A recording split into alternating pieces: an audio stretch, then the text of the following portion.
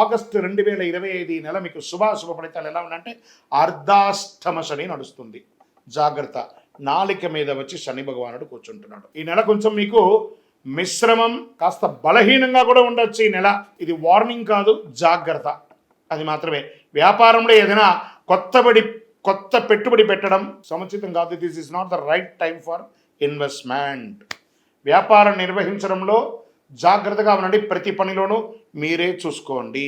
ఎవరితోనైనా వివాదాలు జరుగుతున్నా లేదా కొత్త వివాదం తలెత్తినా జాగ్రత్త, అక్కడి నుంచి దూరంగా వెళ్ళిపోండి. మాస ద్వితీయంలో వ్యాపారాలు ఊహించిన స్థాయిలో కాస్త లాభం వచ్చే అవకాశాలు ఉన్నాయి. ప్రశాంతంగా విజయవంతంగా గడిచిపోతుంది. మరి ఉద్యోగం చేస్తున్నటువంటి వారికి మీ యొక్క పై అధికారుల నుంచి స్ట్రెస్, సహ ఉద్యోగుల దగ్గర నుంచి పోటీ, మళ్ళీ చెప్తున్నాను, అసాంఘిక కార్యక్రమాలకి ఉద్యోగస్తులు చేయకండి. ఉద్యోగం కూడా పోతుంది. అది ప్రైవేట్ అయినా లేదా గవర్నమెంట్ అయినా జాగ్రత్త. ఆర్థిక పరిస్థితి మెరుగవడానికి, అనుకున్న పనులు అనుకున్నట్టు పూర్తి అవ్వడానికి మీరు చాలా శ్రమపడాలి ఈ నెల.